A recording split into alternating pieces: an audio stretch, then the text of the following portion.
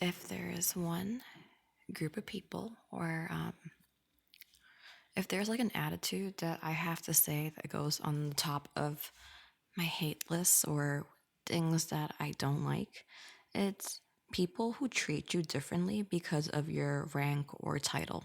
Like that's something I just cannot comprehend, and it's so many people. It has been like this throughout my whole life basically, right? And I'm pretty sure a lot of you can relate with this. So for example, right, think about when you were younger. If you were like popular, or like if you were viewed as the popular person in school, there's like a different level of respect for you in comparison to somebody else, right? So like, I don't know, maybe I'll go down memory lane to explain this. But when I was in ninth grade, I became friends with a girl. And now if I think about it, I don't remember if she graduated high school with me or she transferred. Like everything is becoming a blur in my life at this point. But she went to high school with me. I don't remember. I'm trying, like, while I'm talking, I'm trying to remember everything also as well, but I don't remember how I met her. I don't remember if she wanted to be my partner. I think the way it worked was I remember her being really hyperactive. Like she was very giddy, very like very social, very, very social. And me and her, we take the same bus home, and like no one really went the same way. So maybe she saw me in the bus and said, let me be friends with her because then I have someone to go home with. She was very the type to be try to fit in, right? I honestly, I'm gonna be honest with you, I'm the type of person who the friendships I've had when I was younger, they really built character with me, but I didn't feel it like genuine friendship, meaning it's not something like I would trust. I like if I was in a bad position, I wouldn't call any of them and be like, can I talk to you? I want to just let some things out of my chest. I think also I didn't have the maturity also at that time. Even though I was mature for my age, I didn't have the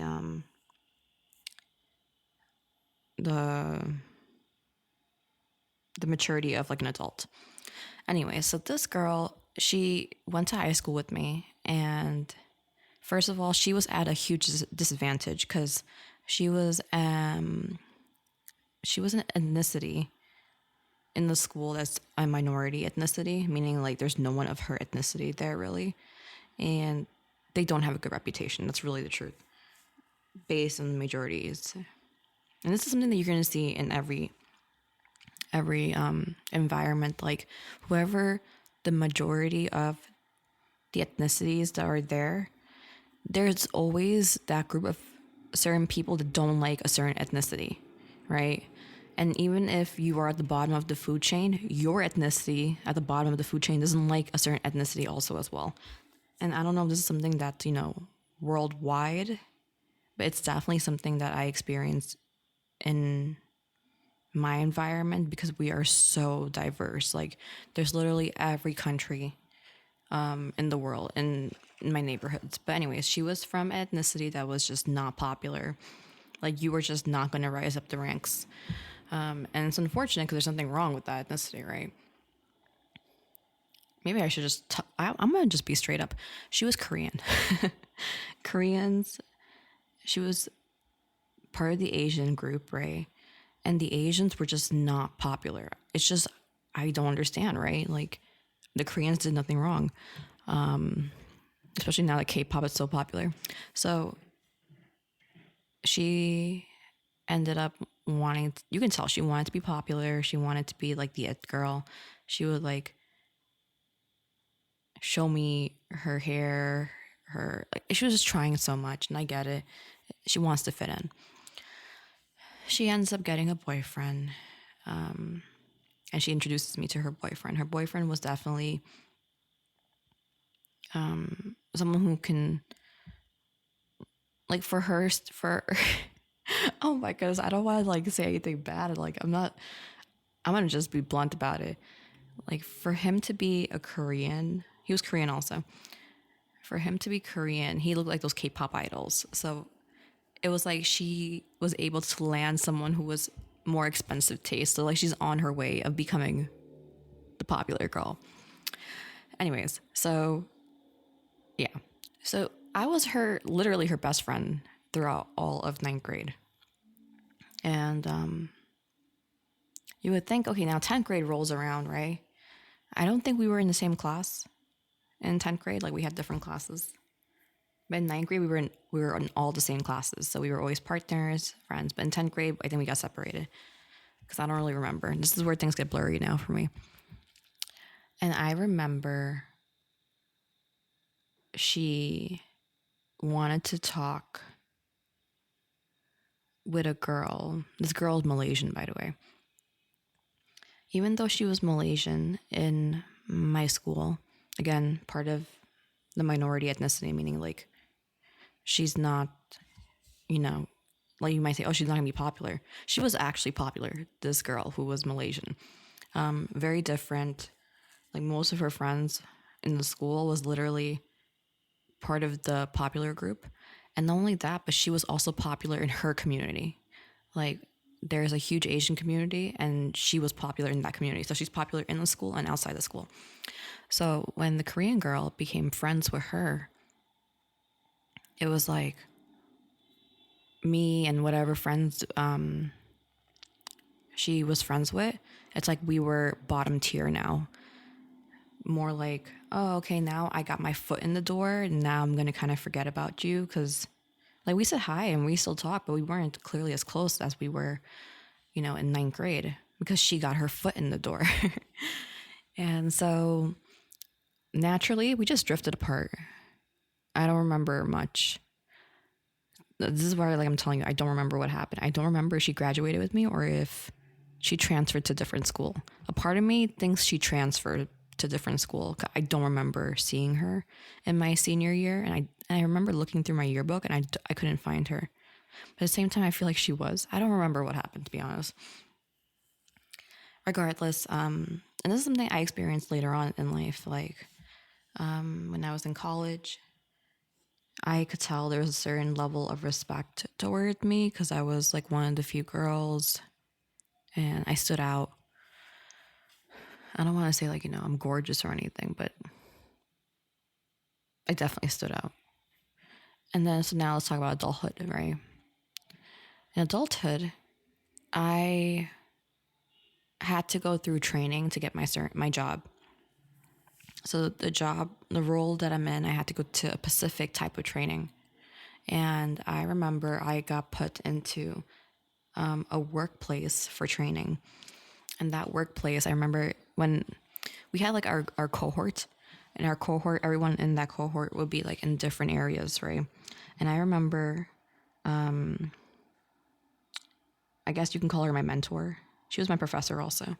She would tell me, she would tell the class to introduce like yourself and then which environment you got placed. We didn't get to pick. Like we did actually in some sense. We had like, I think 6 options or something and we can rank them about what we want. And I think I got option number 4 or 5. I didn't get my first choice. And we had to like introduce ourselves and tell the class like what environment we got into. And I introduced myself and me and one boy in the class, we got into the same environment. Actually, what happened was he actually got eliminated from the environment because when he was applying, like you have to interview to get in. Like these are certain environments have different protocols.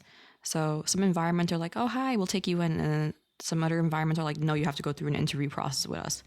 So the environment that I got selected and had to get admitted into was the environment that was notorious for kicking people out in the training program, meaning like the chances of me getting the career I wanted was going to be very low because that environment just kicked people out. You do something wrong, you're out, kicks people out. And so I remember my professor would say that, that environment is the hardest environment. And I'm like, hey, I'm going to have a blast. So when I went for my interview, with one of the people in charge. The woman I got was so nasty. Nasty. I cannot believe it. Like, just plain nasty, blunt. And I answered her questions. I was the only one who got admitted from my cohort there, anyways. And I survived, actually, because, I'm not problematic and I know how to do good work.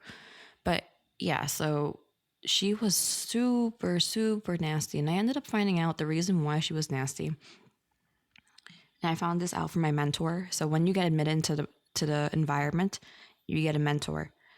And my mentor would be like, we had past experience with trainees who were just horrible, didn't know how to, like, set boundaries with their mentors, and just like created chaos. So they put like strict protocols in place to kind of say, to tame the trainees. And I understand that, but like, I know how to not cross boundaries. I know how to be mindful of people's time.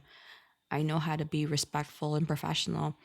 But I received all the harsh treatments because of what the people in the past did.